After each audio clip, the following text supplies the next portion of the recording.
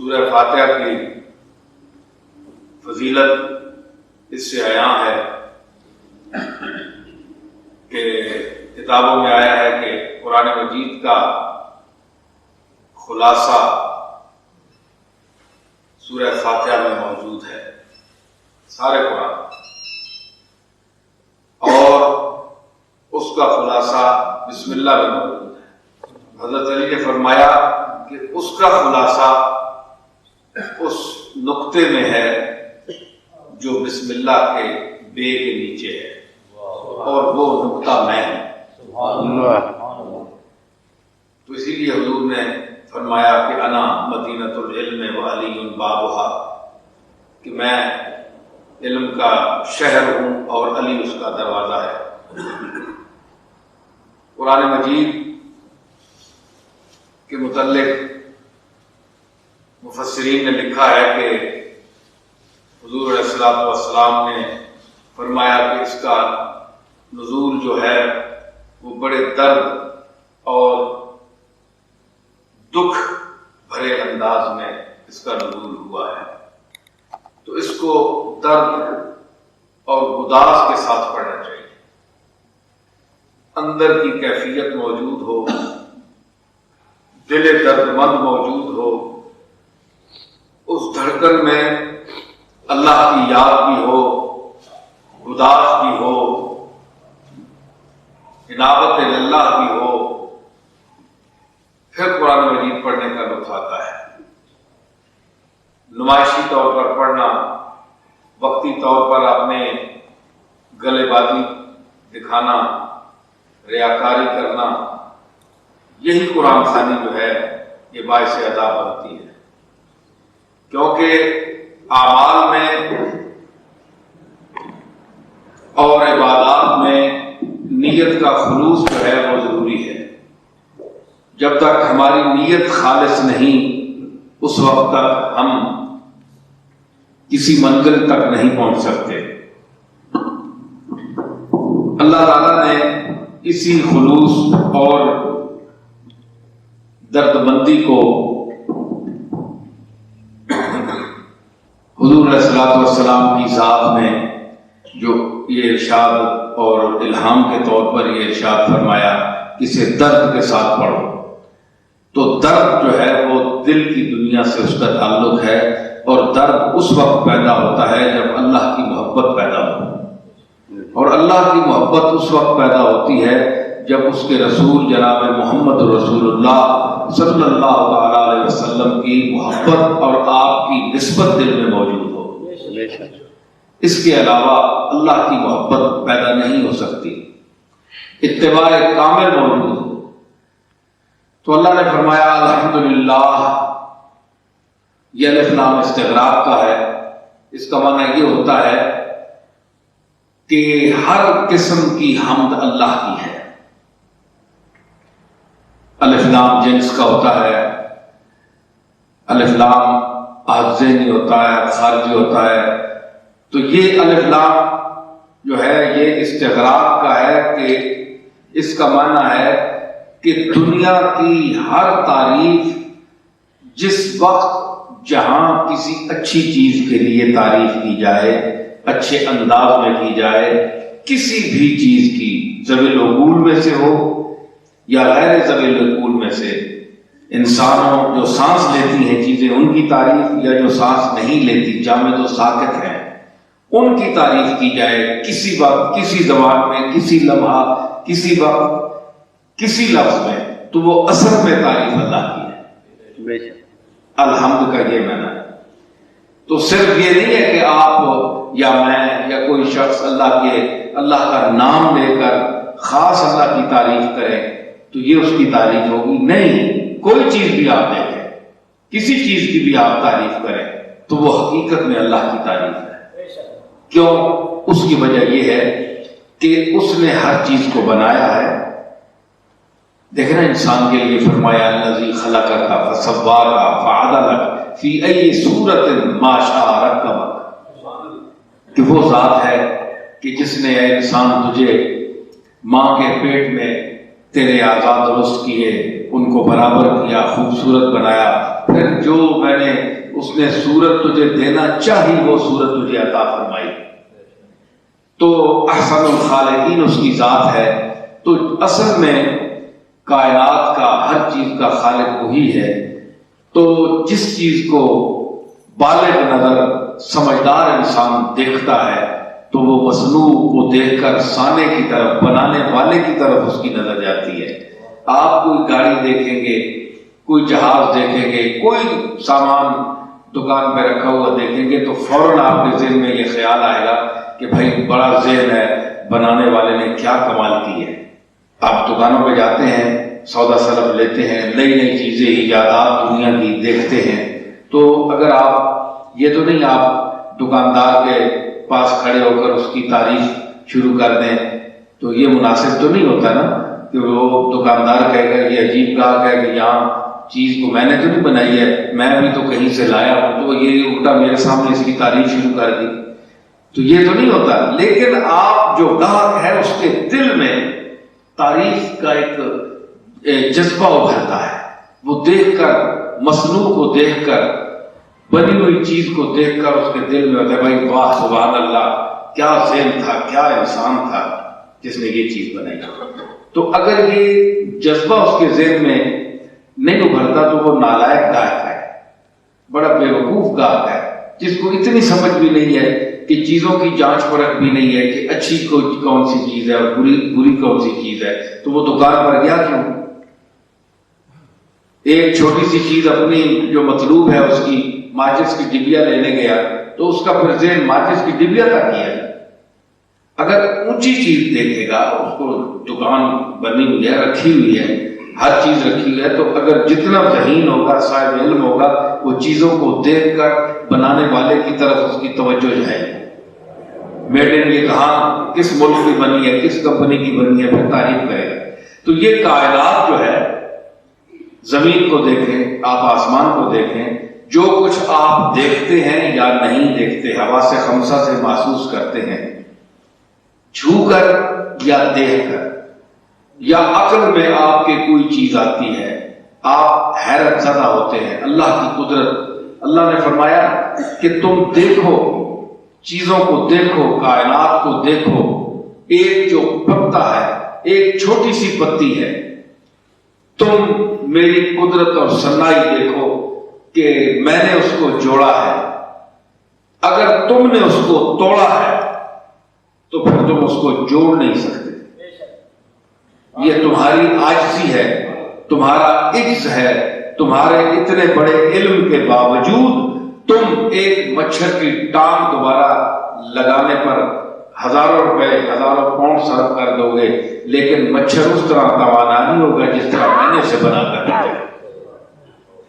تو انسان کی قدرت اتنی ہے، انسان کچھ بھی نہیں ہے، وہ ایک بڑے خلاق عظیم کا شاہکار ضرور ہے کہ اس نے اسے بنایا ہے اور اسے بڑی قدرت عطا فرمائی ہے۔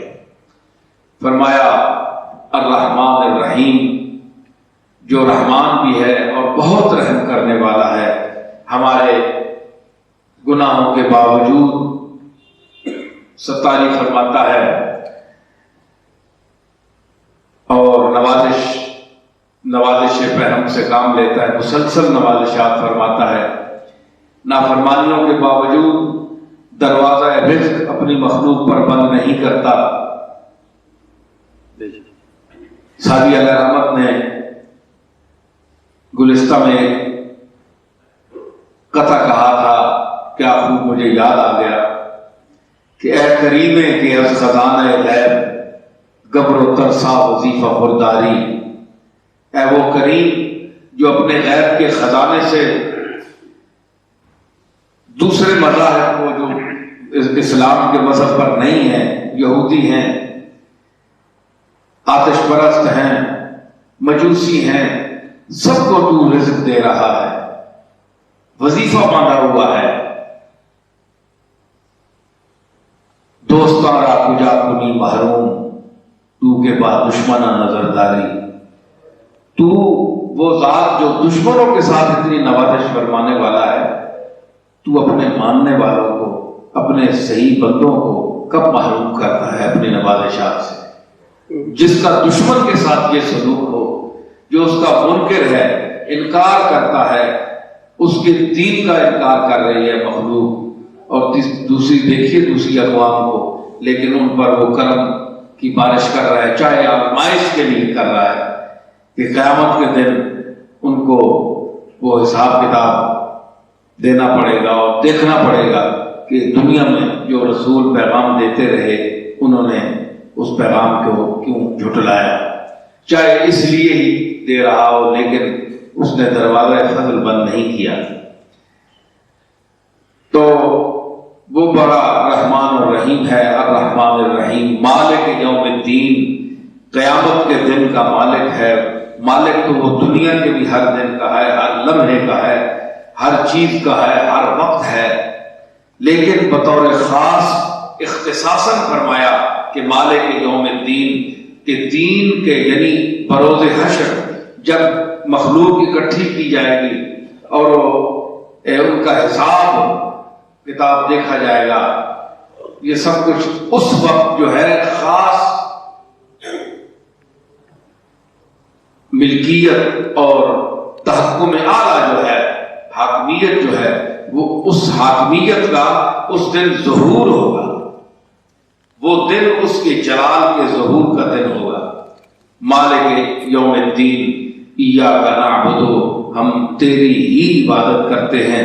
یہ ایاک جو ہے یہ حصر کے لیے ہے۔ حصر کا معنی ہوتا ہے کہ بند کر دینا، صرف اسی لیے یہ کام کیا گیا، اس کے لیے جو کہتے ہیں اس کو حصر، عربی میں حصر کہتے ہیں کہ بند کر دینا کہ میں تمہارے لیے ہی آیا ہوں۔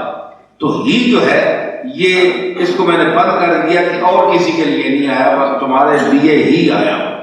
تو اللہ نے اس میں حصر کا معنی پیدا فرمایا اور حکمن یہ فرمایا کہ دیکھو ایاک نعبد، اور یہ کہو کہ ہم تیری ہی عبادت کرتے ہیں، تیرے سوا اور کوئی معبود نہیں ہے، کوئی مستحق عبادت نہیں ہے۔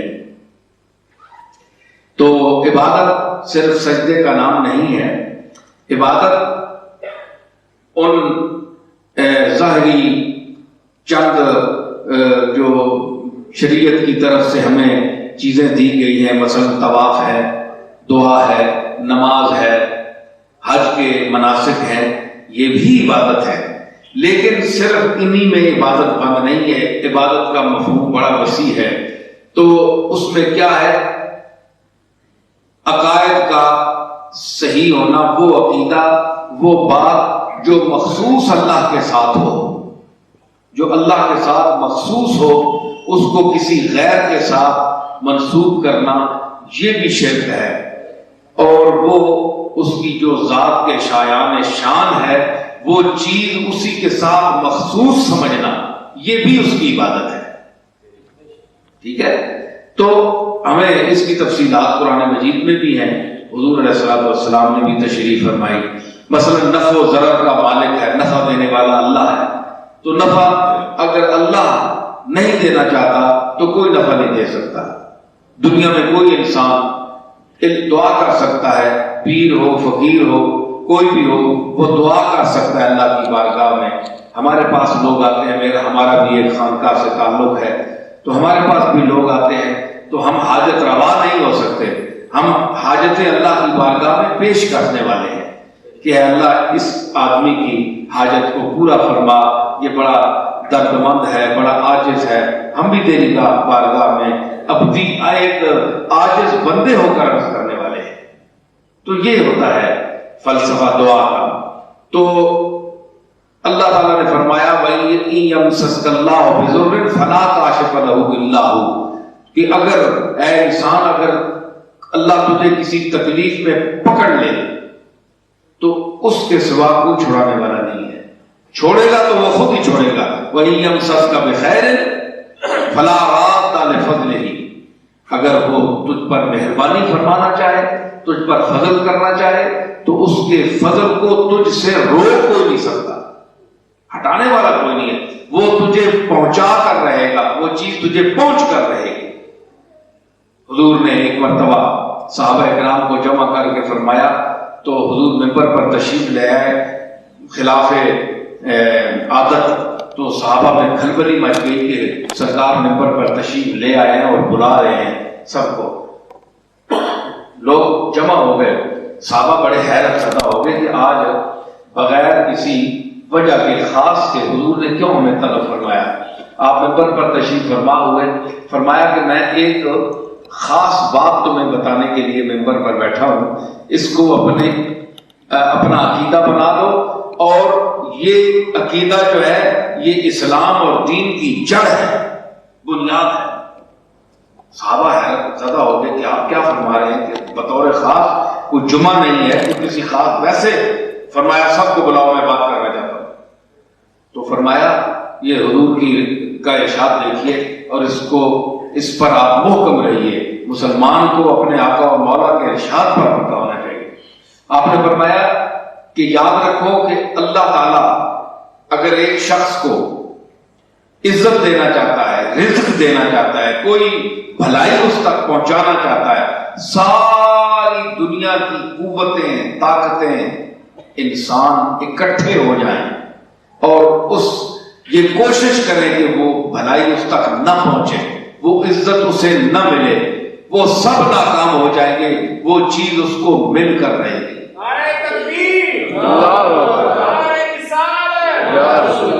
اور اللہ کسی کو اگر عزت نہیں دینا چاہتا, ذلیل کرنا چاہتا ہے, ایک چیز کسی اس سے محروم کرنا چاہتا ہے, وہ اس کو نہیں دینا چاہتا. دنیا کی ساری طاقتیں لگ جائیں, سارے انسان اکٹھے ہو جائیں, تو وہ اس کو دے نہیں سکتے. ذلت عزت دے نہیں سکتے, وہ ذلیل ہو کر رہے گا کیونکہ مالک چاہتا ہے, کیونکہ کائنات کا مالک وہ ہے. دیکھیں نا, یہ حکومت ہے نا, آپ اس برطانیہ میں رہ رہے ہیں, سانس لے رہے ہیں ملک میں, تو جو حکومت کا آرڈر ہوگا یہ زمین اس کے کنٹرول میں ہے, آپ کچھ بھی نہیں کر سکتے. حکومت جو آرڈر ہوگا وہ حکومت کرے گی, آپ کا میرا کوئی اختیار نہیں. ہم چھپ چھپ کے جو کچھ کریں, جس دن پکڑے گئے ہماری خیر نہیں, لیکن جو آرڈر ہوگا وہ حکومت کا ہوگا. تو دنیا کی حکومت کا اتنا مقام ہے, تو جس کا اقتدار اعلیٰ ہے, جو مقتدر اعلیٰ ہے, اندہ ملیک مقتدر, جو اصلی قدرت والا ہے, اس کو کون روک سکتا ہے؟ اس کے سامنے کس کی جرا کی جرت ہے؟ تو یہ مفہوم ہے, یہ بنیادی عقیدہ ہے. ایاک نعبد و ایاک نستعین, اور تجھ ہی سے مدد مانگتے ہیں, اصل مدد دینے والا معین و نصیر تو ہے. عون بھی تیری طرف سے ہے, نصرت بھی تیری طرف سے ہے. دنیا کی جو نصرتیں ہیں یہ عارضی ہیں, حقیقی تعاون اور معاونت جو ہے وہ تیری ہے. تو جس کا دستگیر نہ ہو, تو جس کی مدد نہ کرے, اس کی کوئی مدد نہیں کر سکتا. اصل میں مدد کرنا اسی کا کام ہے, اسی سے مدد مانگنی چاہیے, اور وہی مدد دیتا ہے اگر سچے دل سے مانگی جائے.